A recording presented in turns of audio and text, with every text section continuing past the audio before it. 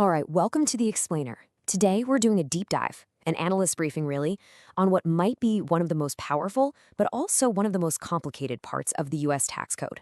We're talking about Section 1202, but you probably know it as QSBS, or Qualified Small Business Stock. This is a big one for founders, employees, and pretty much any early-stage investor. So let's just get right to it. Look at this number, over $3.5 million. What is that? Well, that's how much you could potentially save in federal taxes on a $17 million gain. Yeah, you heard that right. It's a massive, game-changing amount of money, and figuring out how you can actually get that savings, well, that's what we're going to break down today. Okay, here's our game plan. We're going to start with what this $10 million tax break is all about. Then we'll look at where it came from, its history. After that, we'll get into the nitty-gritty, what I'm calling the QSBS gauntlet, all the hoops you have to jump through. We'll even hear some real-world stories about surviving an IRS audit, touch on some advanced strategies, and wrap it all up with the one big question you need to be asking yourself. All right, first up, this incredible $10 million tax break. So, what's the whole point of it? Well, imagine you have a big, successful startup exit. The problem? You're looking at a massive capital gains tax bill, and that's exactly where Section 1202, or QSBS, comes in. It's the solution. So what exactly is qualified small business stock? At its core, it's a tax incentive. The government basically created it to get people to invest in small, growing businesses.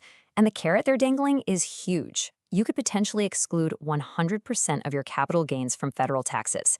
Now, there is a limit, of course. For each company you invest in, the exclusion is the greater of $10 million or 10 times what you put in. The bottom line here is just massive. We're literally talking about wiping out millions of dollars in taxes. Now, a tax break this big didn't just pop up out of nowhere, right? It's got a pretty interesting history. It was specifically designed to get money flowing into small businesses, and it's changed a lot over the years to become the powerhouse that it is today. Let's just walk through how this whole thing evolved. Back in 1993 when it started, it was only a 50% exclusion. Good, but not amazing. The real game changer came in 2010. To kickstart the economy after the recession, they temporarily boosted it to a full 100% exclusion. And people loved it so much that in 2015, they just made it permanent. Then fast forward to 2017. The big tax cuts made C-Corps way more attractive for businesses, and since QSBS only applies to C-Corps, that just poured gasoline on the fire. Okay, so here's where things get serious. Getting this tax break is definitely not a slam dunk. It's more like a gauntlet.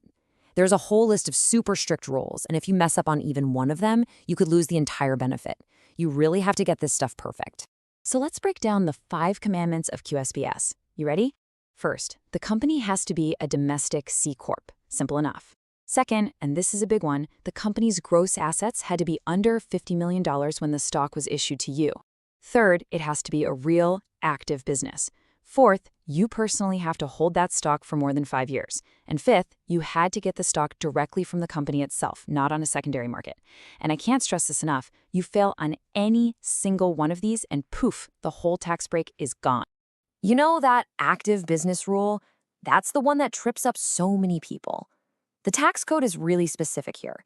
It actually kicks out a lot of service-based businesses. We're talking about health, law, consulting, finance, things like that. Basically, if the main asset of the business is the skill or reputation of the people working there, it's probably not going to qualify.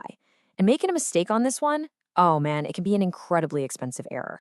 So if you're claiming a tax break that saves you millions of dollars, you can pretty much guarantee the IRS is going to raise an eyebrow. So what does it actually feel like to go through an audit for this? Let's get into some real-world stories from people who've been there.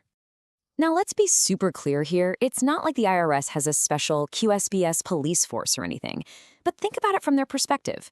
When a tax return comes in saying, hey, I made an 8-figure gain and I owe you 0 tax on it, well, you can bet their computer systems are going to flag that for a human to take a closer look. So having your documentation in order isn't just a nice to have. It is literally your only line of defense. Let's take Giovanni Marino's story, for example. His audit took nearly 8 months. 8 months! And the IRS, they wanted everything. They weren't satisfied with annual financials. They demanded quarterly statements to prove that asset test. And they really got into the weeds, questioning how the company valued things like patents and goodwill, all to make sure they never crossed that $50 million line. And it's not just about the asset test. Another founder, this one from a biotech company, had a totally different battle. The IRS challenged them on the active business rule. They basically asked, hey, You spent years just doing research with no product or revenue. Was that really an active business? And they had to prove it, digging at patent filings and all their research logs to show they were genuinely operating. You're probably seeing a pattern here, right? It's all about the details. Take Lucy Lamb's experience. The IRS wanted a month-by-month breakdown of the company's assets. Year-end reports? Not good enough. They also spent a ton of time making sure the company had been a C-Corp all along and didn't just switch at the last minute to try and get the tax break. And this last story really brings it all home. What all these audits show is that the IRS isn't just checking boxes. No, they're trying to piece together the entire story of your business. They want to see a clear, consistent narrative. And here's the absolute kicker. They give way more weight to records that were created in real time, back when things were actually happening, than to anything you try to piece together after the fact. So what's the big lesson here? You have to build your audit defense file from day one. Don't wait. You need to have everything ready to go. Your original stock certificates and agreements, proof of your C-Corp status, financial statements, and not just annual, get quarterly or even monthly if you can. You need your board meeting minutes because they tell the story. And you need proof that you are actually operating, like payroll records or customer contracts. Okay, so we've covered how to qualify and how to survive an audit. Now let's talk about some next-level stuff. Advanced strategies to get even more out of this. And also take a quick look at what the future might hold for QSBS. One of the most powerful moves you can make is something called stacking. Here's the basic idea. Instead of just having one $10 million exclusion for yourself, you can give shares to family members or put them into special trusts. Why? Because each one of those people or trusts gets to claim their own separate $10 million exclusion on that same stock. You're basically multiplying the tax break. And just look at how powerful this is. Let's say you have a $45 million gain. If it's just you, maybe you exclude $15 million, but you're still paying taxes on $30 million. That's over $7 million bucks in tax. But if you used stocking and gifted shares to, say, 2 trusts, suddenly you have 3 separate exclusions. And in this case, that could cover the entire $45 million gain. The tax bill goes from over $7 million to 0. The difference is just absolutely staggering. And what about the future? Well, there's actually been talk in Congress of making QSBS even better. Some proposals have suggested cutting the holding period down to just 3 years, bumping the exclusion limit up to $15 million, and raising that asset test to $75 million. Now, these are just proposals for now, but if they ever pass, it would make this benefit even more massive for the next generation of founders and investors. So we've gone through a lot, right? The rules, the scary audit stories, the advanced strategies. But after all that, it really all comes down to one simple but incredibly important question. And that question is this: is my documentation defensible today? I'm not asking, can you probably find it later, or do you think it's in a file somewhere? I'm asking, right now, today, is it organized, is it complete, and is it ready to survive an IRS audit?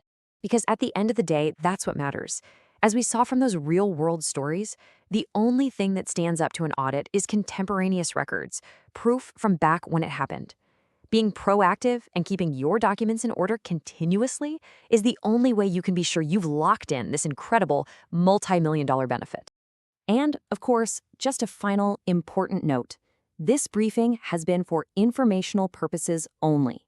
It is not financial, legal, or tax advice.